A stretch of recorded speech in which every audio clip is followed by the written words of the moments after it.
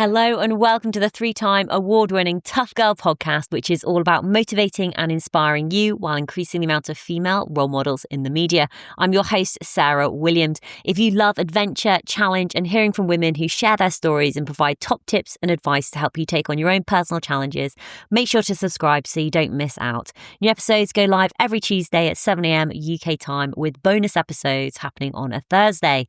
You can support the Tough Girl mission by signing up as a patron by visiting Patreon, patreon.com/Tough Girl Podcast. Keep listening until the very end as I share more information about what's going on with me, with Tough Girl challenges, give shout outs, and recommend other Tough Girl podcast episodes. More information can be found at toughgirlchallenges.com.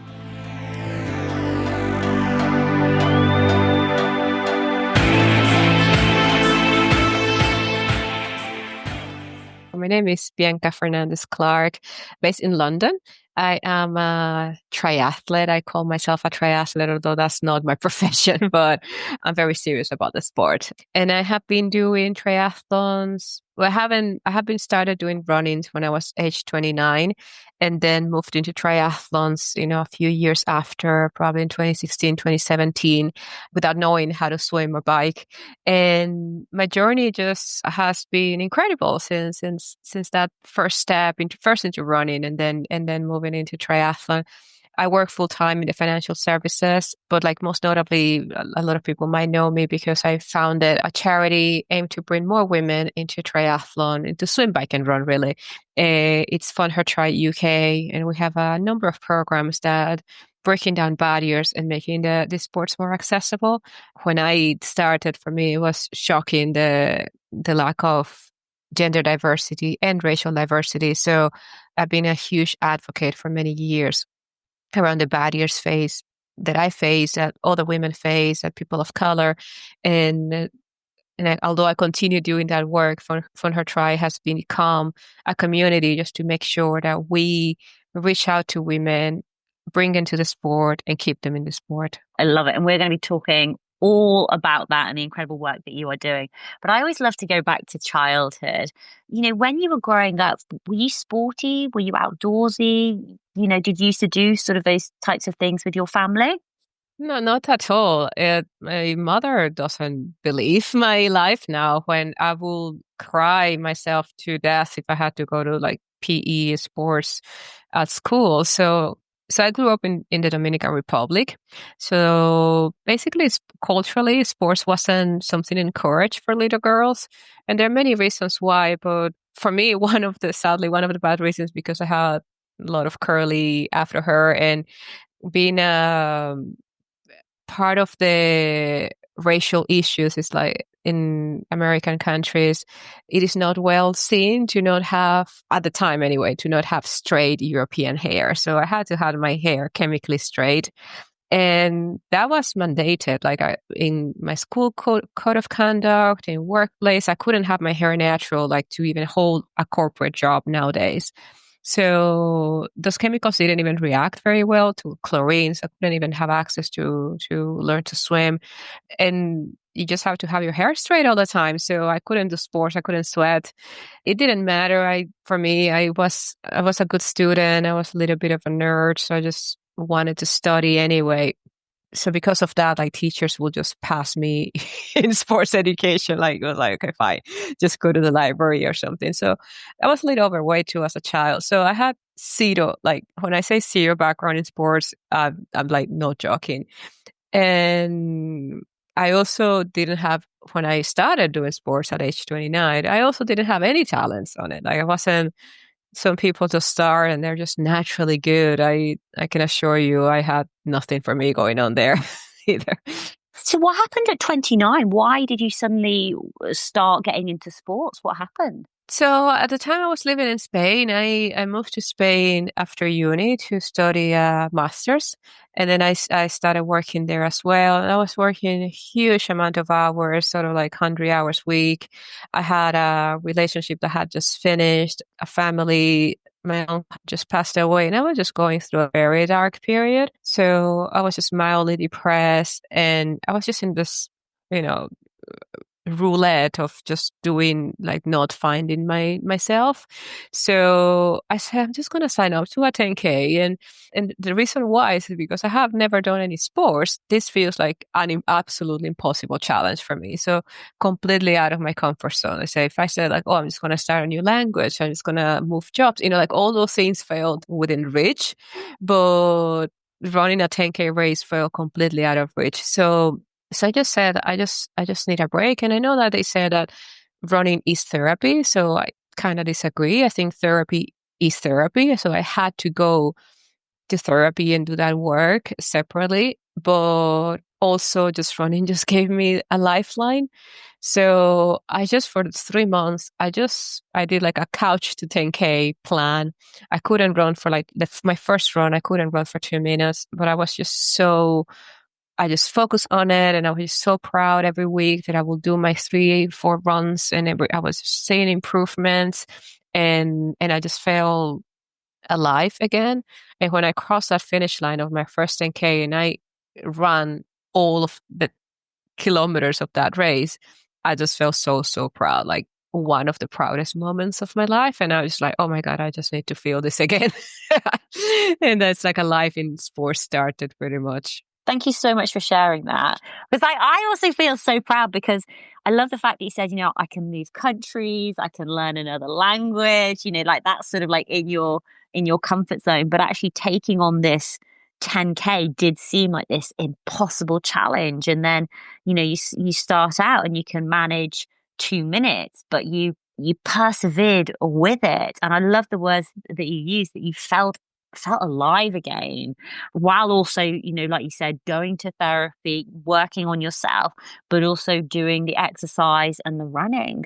So what was next for you? You've achieved your 10K, you've achieved this goal, you worked really, really hard, you've put in the effort, you're running 3, 4 times a week. What was next for you?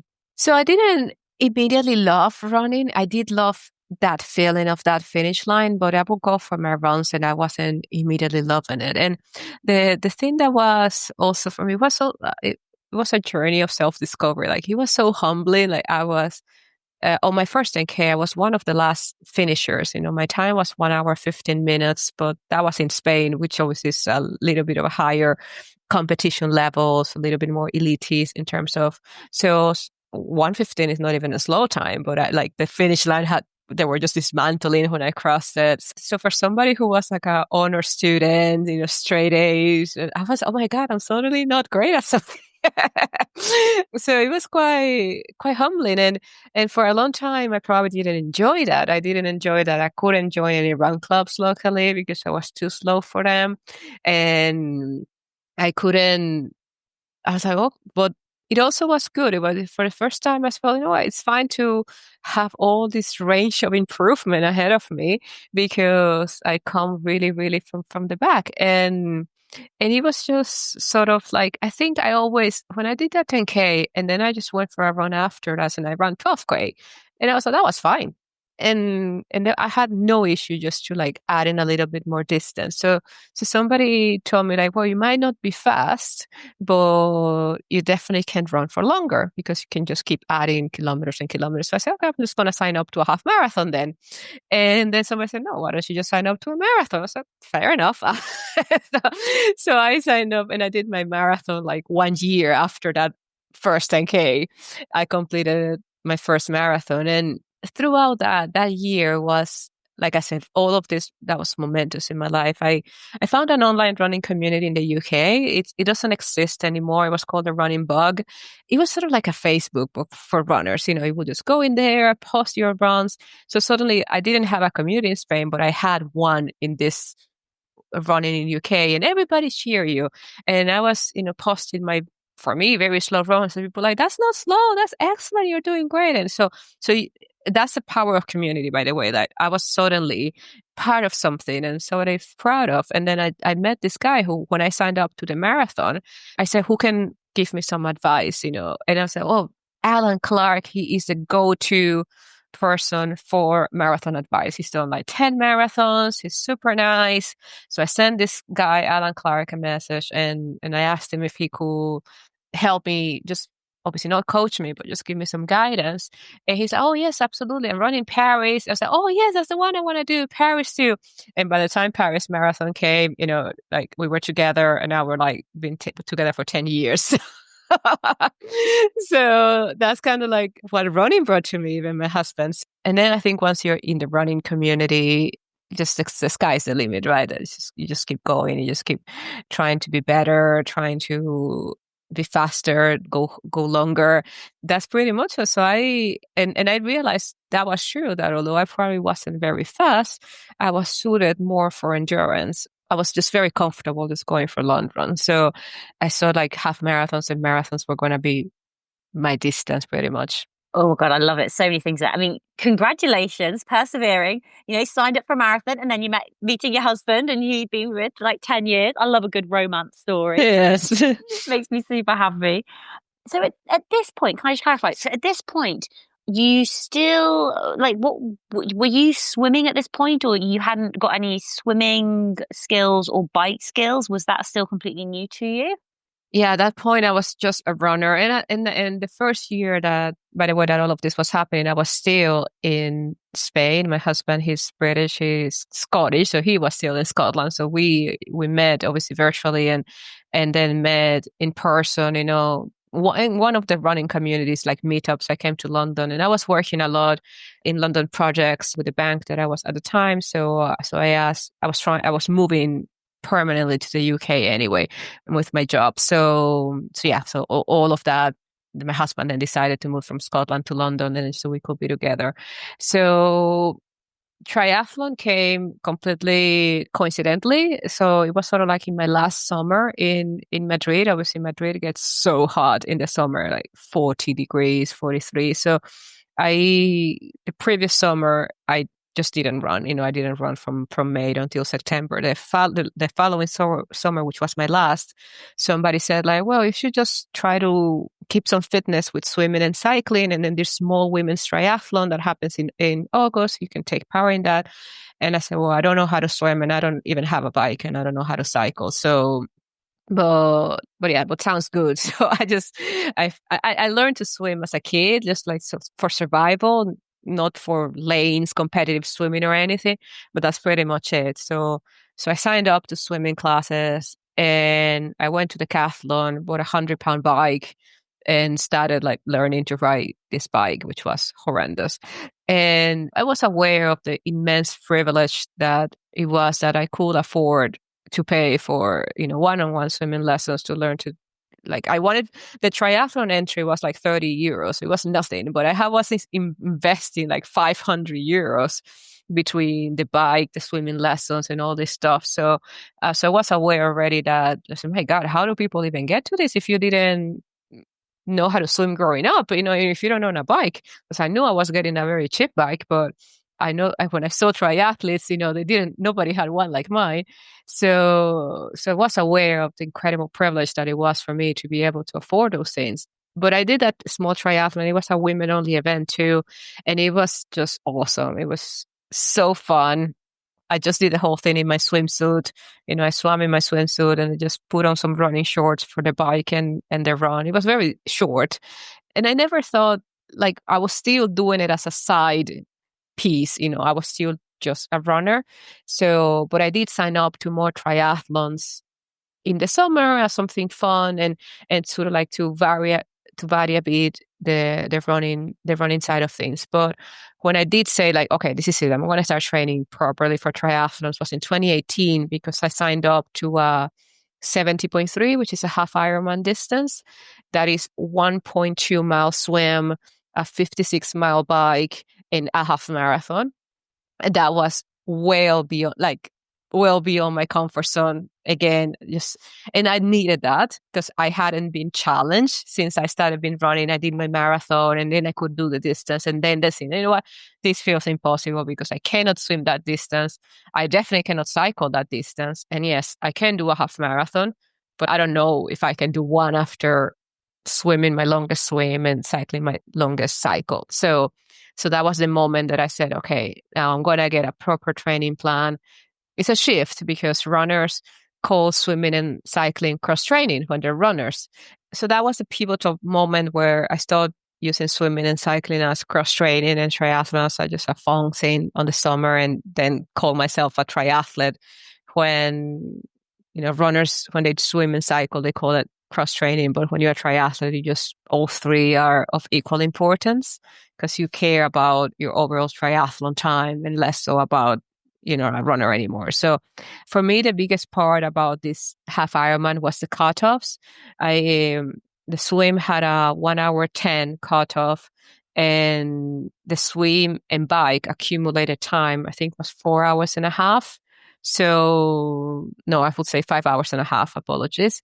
And that was very tight, that for me. That was for the times that I was doing in the pool.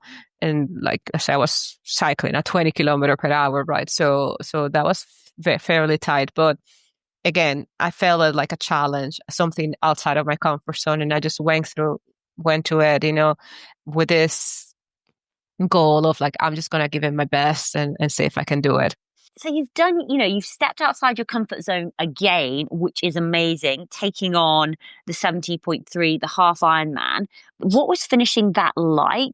Did you feel as though it had challenged you enough for you to start thinking, okay, I'm going to take it a step further. I'm going to do the Ironman?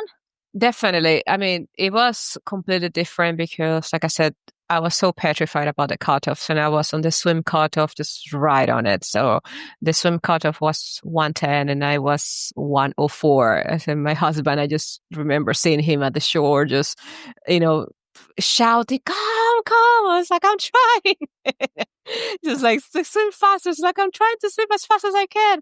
So yeah, 104. And when I went on the bike, that was very stressful. Like I knew that bike, I had to, nothing could go wrong. I didn't have any spare time for a mechanical or anything to be back in time for on my 5.5 hours cutoff. So it didn't feel that joy. Obviously, triathlons are different in terms of the spectators. Runnings, you have spectators everywhere, and triathlons, you only have them at the running part. So when I did those two, I was like, oh my God, I can't believe I got to the bike. I felt like I had finished when I came back from the bike. For me, I was done. That was it. I had done the swim and bike of a half Ironman within cutoffs. I had won. Like it didn't matter how the day went after that. That was just so huge. But yeah, they still have half marathon to do. So, and I thought before that race that the half marathon was going to be the easiest part. I said, I'm a runner, right? So, oh my God, it was so hard. I couldn't move these legs. It felt like the last 3 miles of a marathon, but multiplied by 10. So it was quite, I was like, oh my God, they are hard, these half Ironmans. They are not easy. And I thought like, this is way harder than a marathon, just significantly harder. But once I did it, again, I just went back to that sense of always the time that I have done something for the first time has been the time that I've been the happiest about achieving something. The times that I've done back again and done a bit quicker, I'm happy about that, but not as, so those are the moments I sort of have defined like impossibility becoming possibility for me. I mean, one of the things about sort of Ironman and triathlons is obviously, three sports, the running, the swimming, the cycling. And it's the time commitment. You've got a full-time job working in finance in London, got your husband. How are you fitting in your training? Like, how do you make it work for your lifestyle? It's a good point, and it's sort of like one of the biggest deterrents that I see for many people just to take part into triathlon. And I think part of that is also triathletes can be a little bit gatekeepers of the sport and tell you like, oh, you have to do like 20 hours to do an Ironman and you have to swim, 6 times a week. And so, and there's a lot of that. And that was all the information that I had to when I started. But I said like, well, we have no children. I'm going to just focus on this goal, like full on it. I had a coach and we said like, well, since you're a runner, we can just drop the run a bit. And to be fair, it was really, really doable. I was training about, and I still train about the same, to be fair, 10, 12 hours a week. But a lot of that goes into my weekend, so my long run and my long bike ride, such that my midweek commitment, it's a little bit more doable. So I will have some days I will have to train twice, like in the morning or in the evening, but not all days and not many days. And then we will do clever things like I will cycle to work. My commute is 30 minutes, but I will take a longer route to make that an hour, put some efforts in there, and that will be a session. Sometimes my run to work is 10K. I will just run home or run from work, and that's a session done there and then. We have showers in my office, so I will just go for also a lunchtime run sometimes and get that done there. So you do become a little bit sort of like skillful in sort of squeezing that in, but also like I don't get told by anyone that you have to train 15, 20 hours because I've never done that, and I've done 7 full distance triathlons to this date. So I also am aware of the time that I have, and like with that time I cannot say, oh, I want a podium. I know with the time that I have, I can say I can just do the best training that I can in that time, and is finishing is the only goal. Then it's definitely doable. It's definitely doable with just smart training and just understanding. For me, it was very important to make training in general part of my lifestyle and not something that I was doing just because I had one goal. Because a lot of people do that. I've done that. Like, if you have a exam, you will just study hard, not go out, not see friends, and then you do that exam and then that's it, it's gone. So for me, it was very important that this became part of my life. So I said, I don't care really about the race. I just want to swim, bike, and run every day of my life if I can. So, and then decisions become easier to make once it's a little bit more embedded into a lifestyle. I don't like staying out. The work drinks that are super common in finance jobs, I just don't go to any. I don't like them, so I don't go. So you just make decisions and choices, and like, I also know that not having children it's gives me extra time, but I also know a lot of moms that train even harder than me. So it is possible to be smart and just put in if that's something that people want to do, of course. At the beginning, you talked about having sort of curly afro hair that you used to chemically straighten, and going swimming just wasn't a thing, and trying not to get sweaty because of the challenges of your hair. How does it work at the moment with your hair? What are you doing? Do you do anything? Do you need to do anything? So that was the big change that happened when I moved to triathlon. So, I had to cut my hair initially. So all my chemically straight hair, just cut it off and then leave my natural hair growing, which is my curly hair. So yes, obviously I don't have those challenges anymore. I can go to the pool. I can go I can do all the exercise with my natural hair. The next challenge is, at the time, obviously, I was snapping all swim hats with my super big hair. Fitting on cycling helmets is a challenge. So the industry has come a long way in that. So now there are larger swim caps. There are also products, for pre and post swim that are good for black hair. If you might know Alice Deering, she's an Olympic British swimmer. So she speaks a lot about what she does with her hair. So she's one of the people that I have learned a lot, using protective hairstyles and all that part to protect my hair. For cycling, I have like 3 helmets in 3 different sizes, depending on what is the size of my hair that day. So my hair is super, I'm now letting my hair grow because I always got to a point when my afro got a little bit too big that I would just cut it off because it was just the easiest to swim and to cycle and to fit helmets and stuff. This is the year that I have been leaving my hair grow the most. So it's been definitely an experiment, particularly with helmets. So yeah, I have 3 different size helmets depending on how my hair is big or small. For racing, I can only do it in braids, cornrows, because it's the only way that I can fit my racing helmet. And it's just the most comfortable because after the swim, my hair is always just like Lion King kind of hair.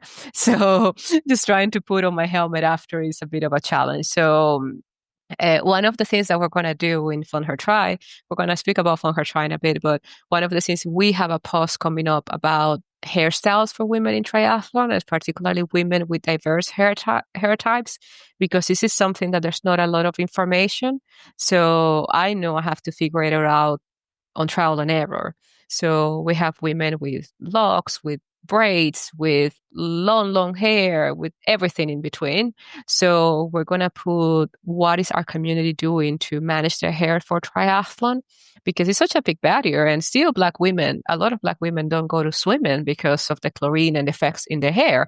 So we want to make sure that, those resources are available for women to wanna get in the sport.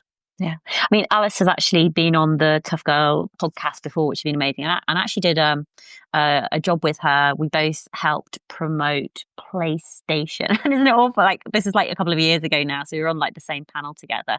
But I love the fact that you learned so much from her talking about and sharing about, what she was doing for her hair. And it sort of emphasizes the importance of role models and other women out there doing this who can share their learnings. Even you just showing, well, actually, I have 3 different types of helmets for depending on, what your hair is doing or what you're choosing to do with your hair. And in terms of, role models, especially black women in this space, when you started out, were there women that you could look up to and get advice from, or was that still very limited? There are hardly any professional women from an ethnic minority background. I'm aware of just Sika Henry, which recently have retired from the pro field. I can't even name one. So no, the answer will be no. So being a Black woman at the start of an Ironman, I was just very isolated. That was quite lonely. I said there was nobody to look out to.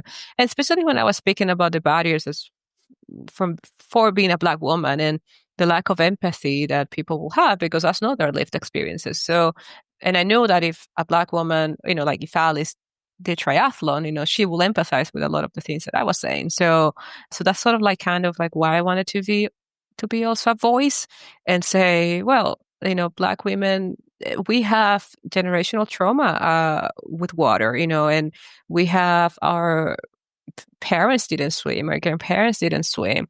There's a lot of accessibility to pools. There's a lot of privilege to be able to even pay for swimming pools. So although I grew up in Dominican Republic, and I thought like, well, maybe my barriers were just localized. I said, no, when I came to the UK and I researched the barriers here, they were very similar. I was like, oh, it's so expensive to take your children to swimming. So I think the stats from Swim England is that 95% of Black adults in the UK cannot swim, and 85% of Black children cannot swim.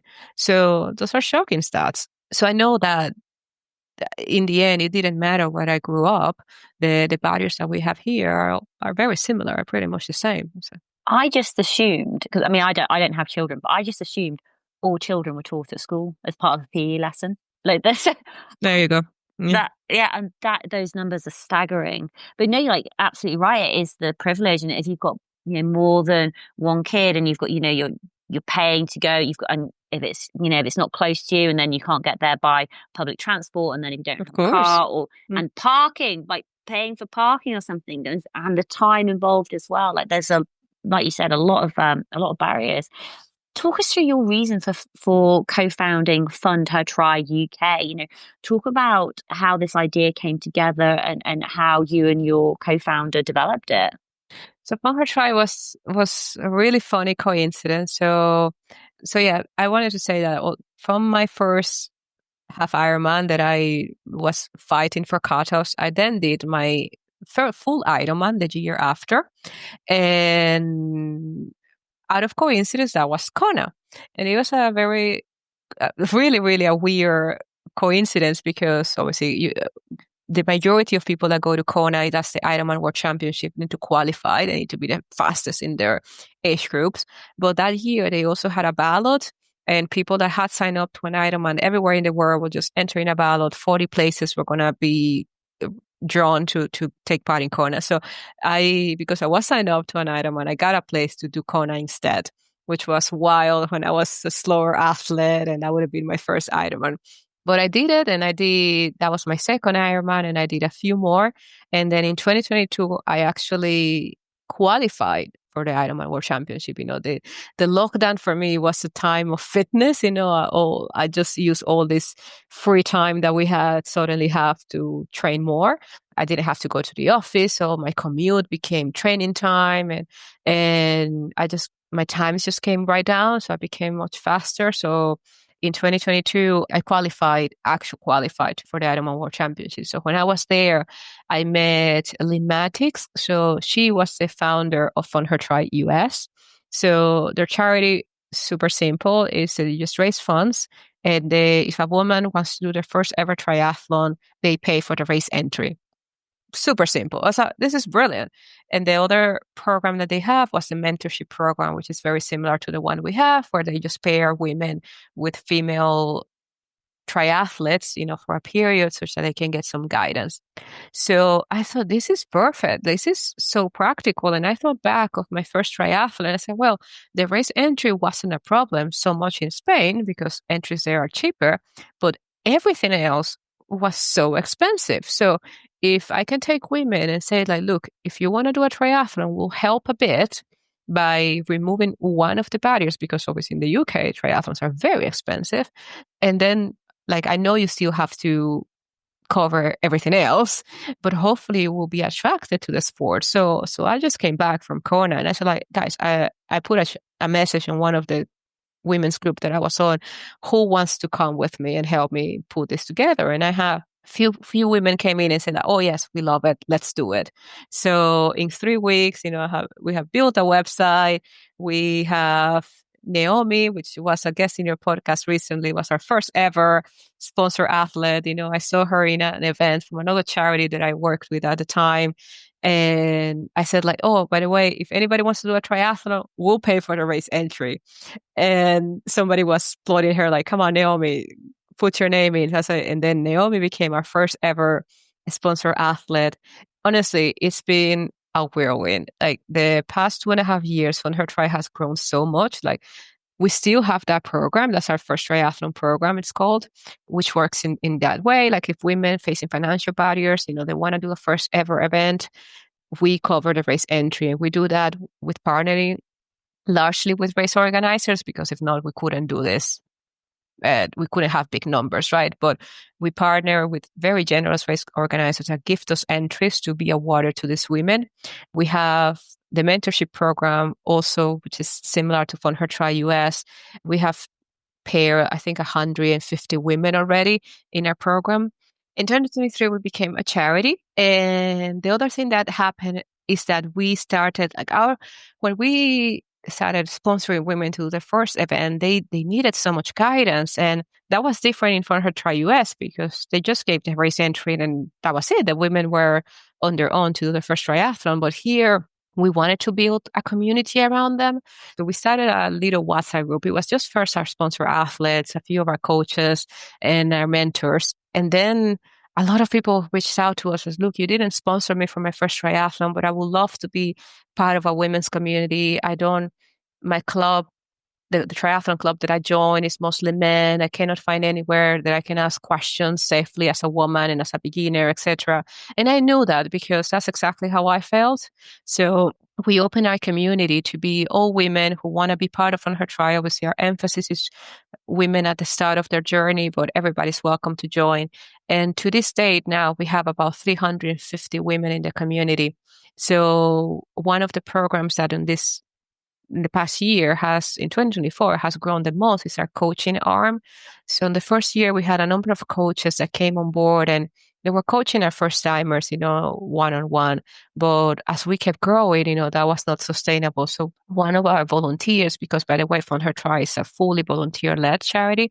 So one of our volunteers that looks after coaching. So we sort of like democratize a bit our coaching. So having training plans available and training plans for the busy people, for these are women, right? So women are busy, whether they have children or not. We have so many things to do. So that are realistic for the time constrained people. We have a lot of webinars because we're a UK-wide charity. So we want to reach people wherever they are. And then we do have also some in-person sessions that happen in London where we're able to take it further and just make sure that we're not only bringing women to the sport, we're definitely following them on the journey too. So on this, my work continues, my work around chatting with British Triathlon around barriers, with the brands, with Triathlon Industry Association, with whoever would listen. It is still like I'm bringing all these women, but the sport still needs to change. The sport still has a problem. So as part of my advocacy work, so last in November, we finalized a report, Fund Her Tri partner with She Races.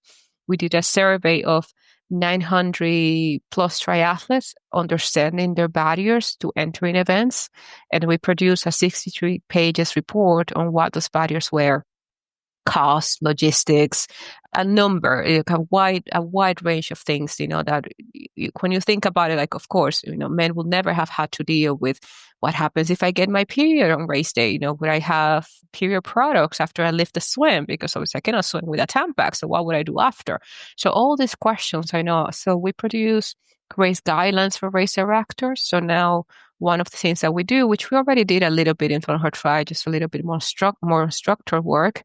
So now what we have now, this research available and these guidelines. So we also work with the industry too, to make sure that the sport also changes. So it's not just the women that we're bringing into the sport, it's also the work we're doing with the triathlon as a whole.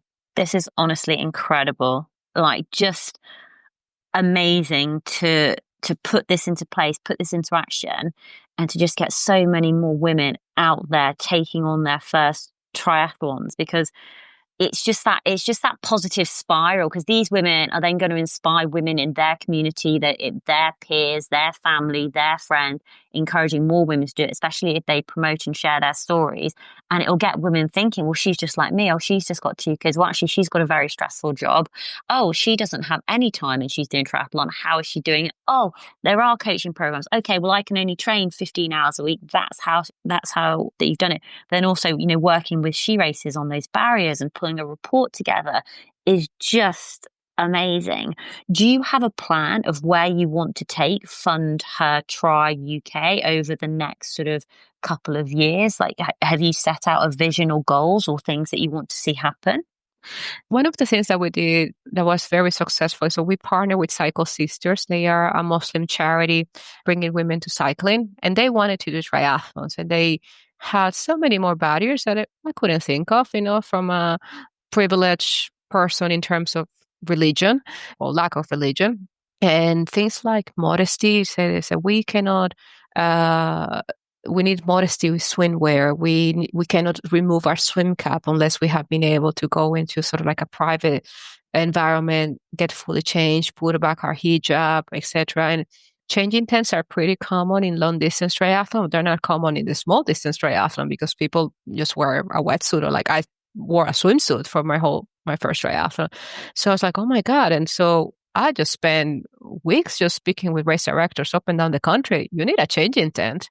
You need a changing tent. I have Muslim women wanting to do your event. So let's put a changing tent immediately. And that became, for example, part of the guidelines. And now last year we have on the Cycle Sisters group that are part of the triathlon arm of Cycle Sisters, there's 300 women there. There's 300 women. And last year we had 70 of them doing their first ever triathlons. So that has, and a lot of people have seen them on social media. I didn't even know that sports, it was something that we could do while still respecting our religion, respecting, our modesty requirements. It's like, of course. So for me, because I care obviously about all women, but I also want underrepresented women to come to the sport even further. So for me, it's very important the outreach to minority ethnic groups. So all the groups that work into anything racial diversity and women, those are the kind of groups that we want to make sure that they know that triathlon is also for them. So, and the thing that I feel most proud about from Her Tri is that we're very, very diverse. 35% of our communities from minority ethnic background, 15% have a declared disability. We have ages from 18 to 60-year-olds. So when I speak to British Triathlon about diversity, I said diversity is a lot of arms. It's not just putting a Black person on your images. It's also diverse body types, able bodies, disabilities, different age groups. It's not just putting more women on your photos. It's putting more of the people that are not like lean, mean, and strong. And that's kind of like where I want to focus our efforts in. Obviously, our community will just continue growing, is because we have this product, which is a women only. We recently became a British Triathlon affiliated club. And the reason is like, I'm not in no interest to compete with triathlon clubs, but a lot of the women only know triathlon because of us. So they don't have a club. And for them to become British memberships, if they don't have a club, it's a little more expensive. So I said, we just become a club. And then so we are largely the largest female-only triathlon club in the UK, just because of that. But for me, it's just whatever there's a barrier, send it to me, and we'll just remove it. That's sort of like my goal. We have a lot of coaching program this year. We will continue our putting women on start line. So we have, I think, 10 races that we're targeting as team. We have partnerships with a lot of brands, because this part about removing financial barriers is the thing that triathlon equipment is so expensive. So we have a lot of brands that have come and said, we love what you guys are doing. So they offer us discount, gifted equipment, so some battering kits, so things that, people were not able to do a triathlon because they were missing something, and now they have it. So that's kind of like what I want to continue cementing in 2025. Incredible. And what's your personal goal? Are you working on an Ironman or training for an event? I am. So I want to go back to Kona. I feel like I have unfinished business with that 2022 race, because when I raced it, I had COVID, which I didn't know at the time I did. I just knew that I had a time in mind, and like that was not happening. It was just so hard. I was so hot the whole race. Like, obviously it's a hot race, but I was racing with a fever now that I know that what happened. So I felt like all the time that I put in the training, because that was the year that I proper qualified, right? So I felt like I had something to show people. That gave me so much grief, because the first time I went to Kona, it was a ballot, and this time I qualified. So I needed to like show people like, look, I'm faster or anything. I didn't. I was still faster than obviously my previous outing, but not as much as I wanted. So I want to go back to Kona. So I'm training for an Ironman in the summer. I recently broke my foot. I'm in 12 weeks after I had a bike accident, actually a moped, cycled into me. I'm okay, but that had put that plan a little bit. Took me 12 weeks to recover from that and start training. But I said, you know what? Like, I was quite depressed and mentally trying to deal with that setback. It was also the longest I had gone without exercise since that first run when I was 29, which was now 11 years. I didn't do anything for about a month. I couldn't even put weight on my foot. So that was interesting, that somebody that didn't grow up with exercise, and I spent 1 month without it, and I was literally crawl up the walls. Now that I'm better and recovered, it's just training hard, try to get that qualification, and see if I can go back to Kona in October and sort of like finish that unfinished business. I love it. And how can people connect with you and Fund Her Tri? Where are you most active on social media? So my Instagram is Bianca Triathlon. So because very simple, I'm a triathlete. And definitely please follow Fund Her Tri UK. So Fund Her Tri US has actually recently closed their business, which is so sad, and something that was so important into, I don't know how my life would be if I hadn't come across Fund Her Tri US. So they have recently closed. So now we are the only charity doing a service like the one we're doing. So Fund Her Tri UK is our Instagram, and our website is fundhertriuk.org, where people can sign up to our events. We have a Strava club, so we have a lot of community-led runs and rides and swims. So you don't have to be in our community to join us, so you can just come. And joining our community is free. So any woman, whatever you are, doesn't matter if you're a first timer or experienced, if you want to be with other hype women that love swim, bike, and run, you can just, in our website, apply to join our community, and we'll get you added. Fantastic. I feel as though in a way you've probably sort of almost sort of answered this question, but I'm going to ask it to you anyway. But I would love for you to share your final words of advice, final words of wisdom for other women out there who do want to take on a triathlon. They do want to step outside their comfort zone, get into running, cycling, swimming. Apart from just do it, what would be the advice that you would like to share? So we have coined a phrase in Fun Her Try. Initially was Bianca made me do it, but then we have repurposed it to Fun Her Try made me do it, because every time somebody comes to us and says like, "Oh, I want to do this, but I don't know if I can," with all the reasons why we women cancel ourselves, right? And we just say we can do so much, but we cancel ourselves and think that we're smaller than we are. And I was like, what's the harm in trying? Like, so you have that goal, you put the training. So the moment you put the training, like your percentage of success already goes from 0 to 70%, right? So depending on how your training goes, that will be close to 100%. And even setting yourself on the start line, even if your training has not gone well, you still have at least 50% chance of success. So I do math. I love math. So and then what even happened is that even if you don't succeed on your goal, what's the harm in trying? Nothing has been lost. You got fitter, you trained a bit, you learned a lot, and it's not life or death. It's just a race. So we just encourage women to yes, it is. First, we demystify triathlon. It's just swim, bike, and run.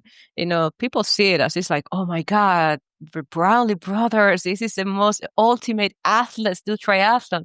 Not really. A lot of people are probably less fit than what we think we are doing triathlon successfully and are just, loving it. So, and you just have to believe in our own potential and just give ourselves a little bit more of a chance. And like I said, it's the same when we want to apply for a job. If we don't make, 10 out of 10 of the criteria, we don't apply for the job. So I feel like we do the same for our race. If I'm not like fully prepared, if I don't do X, Y, half these times, I will not sign up. I said, no, you can also sign up and then just see how it goes. So that is how we try to get more women, and we are being very convincing at it. So Bianca, honestly, I am in awe of what you are doing, what you have created, the amount of women that you are inspiring, to get involved, to step outside their comfort zone, to go and do triathlons. This is just incredible. Just a massive, massive thank you for the incredible work that you're doing. And I can't wait to follow along with your next Kona journey and just to see where you take Fun Her Try UK. Thank you again for all your incredible work and for sharing your story on the Tough Girl podcast. And thank you so much for having me, Sarah.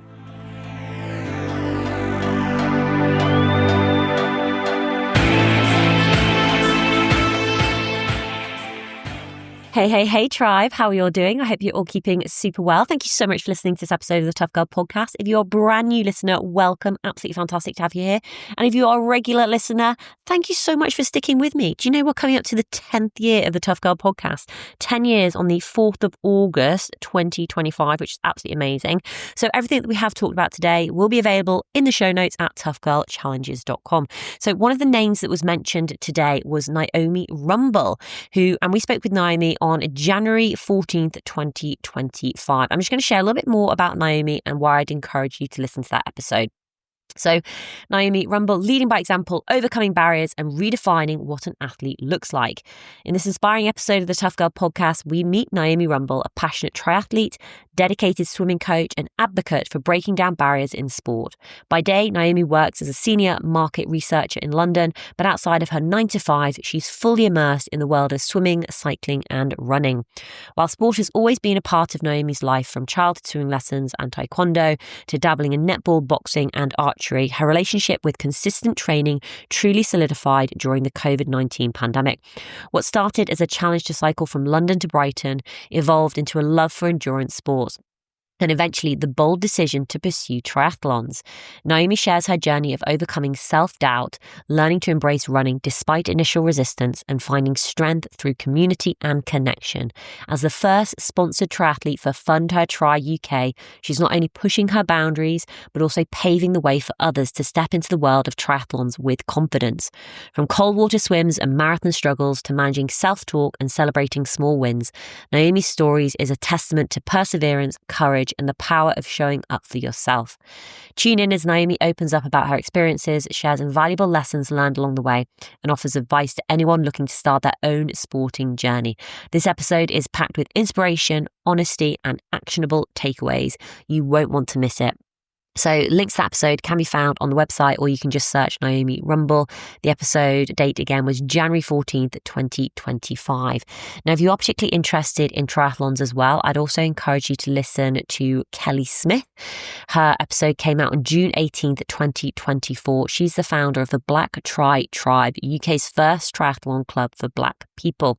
She's a trailblazer in the UK triathlon community, known for her pioneering work as the founder of the Black Tri Tribe, BTT, the first triathlon club specifically for Black people in the UK. On this episode of the Tough Girl podcast, Kelly shares her inspiring journey from a private triathlon enthusiast to a public advocate for inclusivity in sport. Kelly's initial foray into triathlons was a personal endeavour, but her passion for the sport soon evolved into a mission to break down barriers and create a supportive community for Black athletes. She first spoke about her experience on the Tough Girl podcast on February 24th, 2022, detailing the challenges she faced and the pivotal moments that led to the creation of BTT.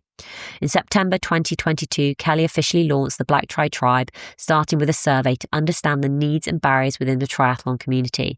The feedback highlighted a recurring theme: the need for greater inclusion. BTT was born as a community organisation dedicated to addressing these issues, organising events, and fostering a welcoming environment for its members.